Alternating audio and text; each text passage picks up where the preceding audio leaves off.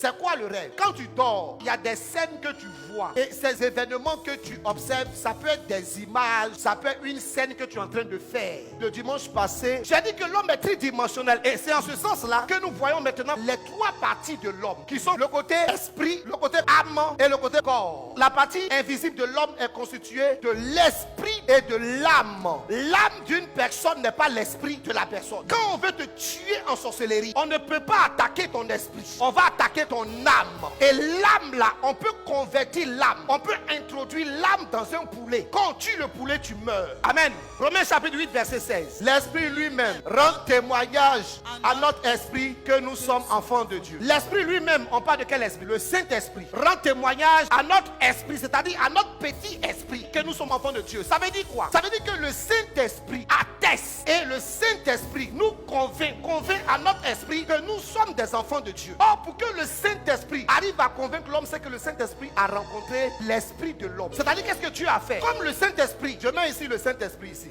Alors, qu'est-ce qui va se passer? Il va découper de petits morceaux. Et il va faire quoi? De petits esprits que Dieu va donner à l'homme. Vous comprenez? Donc, chaque être humain aura un petit bout de l'esprit de Dieu. Ça fait que nous sommes des petits dieux. D'où théosis. En théologie, on va parler de théosis. Donc, qu'est-ce qui va se passer? Toi, tu reçois un peu. Donc, quand on te regarde, on voit que tu es différent d'un mouton ou bien d'un peu. Si on prend ici, le pot a quoi? Deux parties. Une âme et puis quoi? Un corps. Rappelez-vous dans les évangiles, quand Jésus arrive dans le territoire de Kazanarat et qu'il voit le possédé va dire quoi? Les démons vont parler au travers de lui. Nous sommes légion. Permet que nous puissions entrer dans les ports. Et quand les démons sortent, ils vont entrer dans les ports. Mais à partir de quoi? Est-ce que c'est dans le corps du porc, mais c'est dans l'âme du corps ils sont rentrés? C'est dans l'âme du corps. Vous comprenez ça, non? Et quand ils rentrent dans l'âme du corps, comme le côté âme et le côté invisible est le plus grand, ça va influencer leur mouvement physique. C'est-à-dire quoi? Vous allez mieux comprendre ce séminaire quand on va arriver sur la question concernant notre identité spirituelle. Vous allez voir que si ton âme est corrompue, cela va agir aussi sur ton corps. Le diable, comme il ne peut pas influencer ton corps, il va influencer ton âme. Et qu'est-ce qu'il va faire dans un premier temps? Il va s'arranger à te déconnecter. C'est-à-dire la petite partie de l'esprit de Dieu qui est en toi là. Il va s'arranger à couper ça. Quand il coupe ça, il sait que le Saint-Esprit ne communique plus bien à toi. Et tu vas constater toi-même, baisse dans la prière, paresse pour lire la parole de Dieu, paresse pour écouter les enseignements. Quand il a coupé ça, qu'est-ce qu'il fait maintenant? Il va chercher maintenant à corrompre ton âme. Et quand il corrompt ton âme, comme il sait que la connexion ne passe plus bien entre toi, entre l'esprit que tu as reçu de Dieu et le Saint-Esprit qui est la base, il arrive maintenant à corrompre quoi? Ton âme. À partir de là, tu vas voir que tu vas commencer à faire ce que ton âme a envie de faire. C'est comme ça qu'on arrive à corrompre la pensée de l'homme. Et les psychologues vont parler de la corruption de notre psychique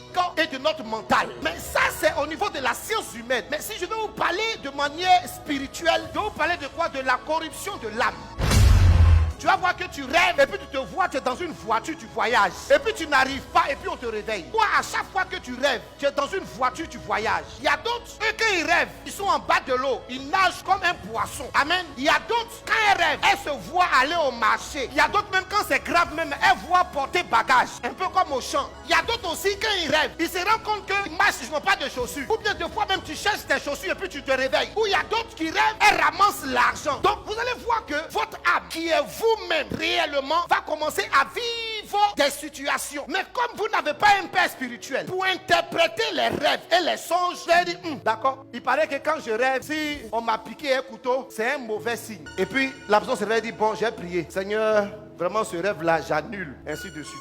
Dis à ton frère, c'est pas comme ça on fait. Amen. Mais tu dois savoir que tout rêve est géré par un ange qu'on appelle l'ange activateur. Et tout rêve se produit dans le deuxième ciel. Quand c'est une vision, tu peux te retrouver au niveau du troisième ciel. Mais la plupart des rêves et des songes qu'on fait, ça se produit au deuxième ciel. Ce qui veut dire qu'il y a un temps qui se court avant que le premier ciel dans lequel nous sommes exécute cela. Jésus dit, quand vous priez, dites, notre Père qui est aux cieux. Pourquoi Jésus n'a pas dit notre Père qui est au ciel? Parce qu'il y a trois ciels qui forment quoi? Les cieux. Le premier ciel, c'est là où nous sommes. Le premier ciel est le lieu des visibles. Tout ce qu'on peut toucher. Le deuxième ciel est le ciel de l'invisible. Le troisième ciel, c'est le ciel de l'invisible plus surnaturel. Quand vous regardez bien, il y a deux parties invisibles. Il y a combien de parties visibles? Il y a une partie. Quand vous prenez l'homme, il y a combien de parties visibles? Une seule partie. Et il y a combien de parties invisibles? Deux. Ça fait toujours le pourcentage 30%, 70%.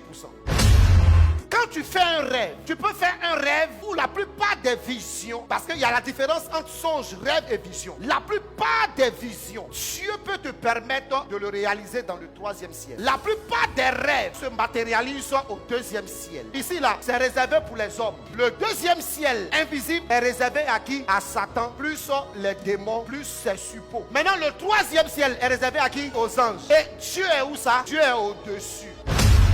Quand tu fais un rêve, par exemple, tu fais un rêve et tu te vois que dans le rêve, tu es en habit de femme mariée. Tu t'en vas à la mairie et puis tu te réveilles. Tu fais le rêve encore, tu te vois, ils ont mis une bague sur ton doigt, mais tu ne vois pas le visage de la personne et puis tu te réveilles. Cela se produit où ça? Ici, au 2e. Donc, là aussi, au 2e ciel aussi, les anges de Dieu aussi opèrent là. Mais c'est là que le diable règne en maître. C'est-à-dire, quand tu es dans un ciel, tu peux opérer dans le ciel où tu te trouves ou opérer dans un ciel inférieur. Donc vous allez voir que Dieu, par exemple, il est au-dessus. Il peut opérer quoi? Dans les 3 différents ciel. Les anges opèrent où ça? Ici. Ils ne peuvent pas opérer en haut là. Les démons, ils opèrent où? Dans le 2e ciel et où ça? Dans le 1er ciel où les hommes habitent. Donc ici, lorsqu'on arrive à ce niveau là, tu fais un rêve. Tu peux faire par exemple un rêve de victoire. Et le rêve de victoire va enclencher toujours un résultat physique. C'est-à-dire, quand tu fais un rêve et que le rêve est un rêve de victoire, vous allez savoir à quel moment un rêve est un rêve de victoire, à quel moment c'est un rêve de révélation, à quel moment un rêve est un rêve prémonitoire. Amen. Donc, il y a plusieurs différentes sortes de rêves. Ne vous en faites pas. Le séminaire ne fait que commencer. Vous allez maîtriser tout ça. Mais quand c'est un rêve de victoire, tu rêves par exemple et tu vois que chaque jour, tu te vois en train de composer. Tu es à l'école, tu composes. Et puis tu te réveilles, tu dis, ah, mais je travaille, mais pourquoi je me vois en train de composer encore? Ça,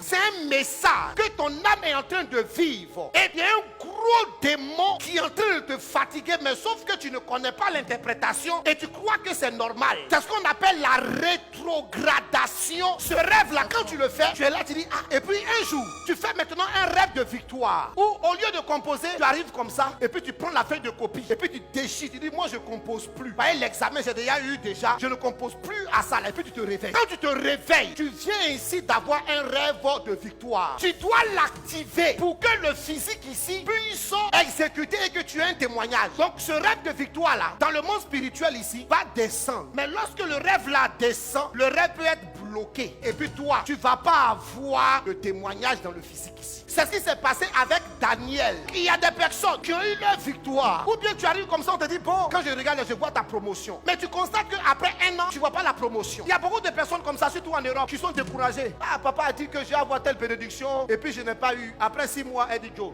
le gars, c'est un faux type, hein, et puis elles sont bons. C'est-à-dire que les gens, tellement ils sont pressés. Quand tu annonces quelque chose, en même temps, ça va exécuter. Mais le problème, c'est quoi? C'est que quand l'homme de Dieu, par exemple, voit quelque chose et qu'il t'informe, au 2e ciel, par exemple, il y a une catégorie de démons, eux là, ils vont travailler pour ne pas que le rêve là, qui est en bleu ici, vienne vers toi ici et que tu témoignes. Les démons peuvent bloquer ça au niveau du 2e ciel, parce que c'est là qu'ils s'opèrent. Même mon saint Daniel, le démon a bloqué la bénédiction de Daniel à partir du 2e ciel. Et je vais vous expliquer ça dans la parole de Dieu claire. Amen. Si tu as bien compris ça, tu vas voir que quand tu rêves, c'est ton âme, c'est l'âme là qui rêve, c'est pas ton esprit. C'est pourquoi tu vas voir que quand tu es en train de faire un rêve, tu te rends compte que c'est toi-même tu te vois, n'est-ce pas? Le gros problème, c'est que quand l'homme rêve, on ne fait pas attention. Parce que les rêves, les songes et les visions ont un but bien précis. C'est pour prévenir ou pour donner des messages à l'homme ou pour pouvoir encourager l'homme. Les rêves, les songes que tu as, c'est dans un but pour pouvoir t'aider à aller de l'avant. Il y a une personne qui a fait un rêve et puis elle s'est vue au champ avec des fagots. Il y a une signification. Ou même il y a d'autres personnes, elles se voient en train de préparer la nourriture. Et puis elle est là,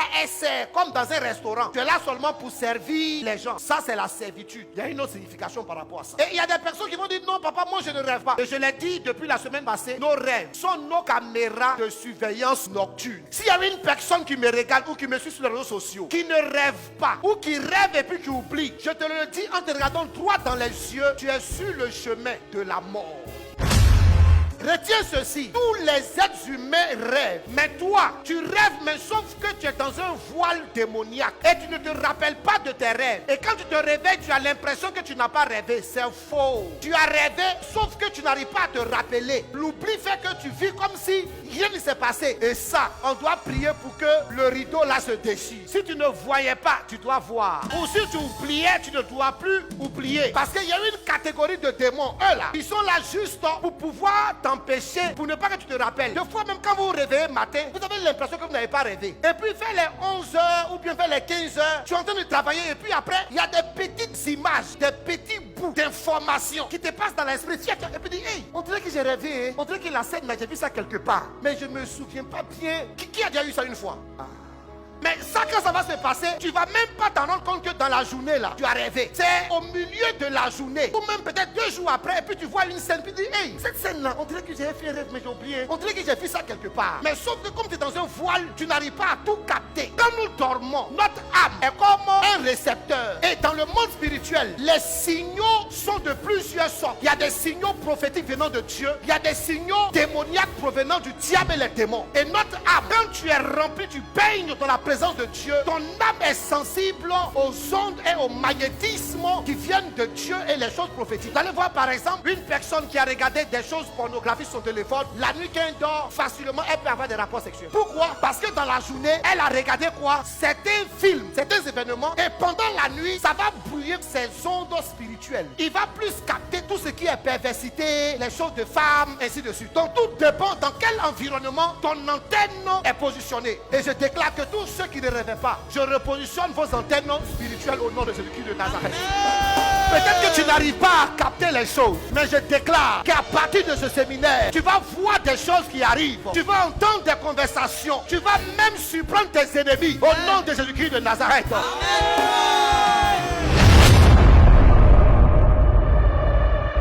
Rejoignez-nous à la paroisse orthodoxe Résurrection de Bangerville, siège à Cafel, tous les vendredis de 19h à 21h et tous les dimanches de 15h à 19h avec le prêtre exorciste Abba Daniel La Révélation.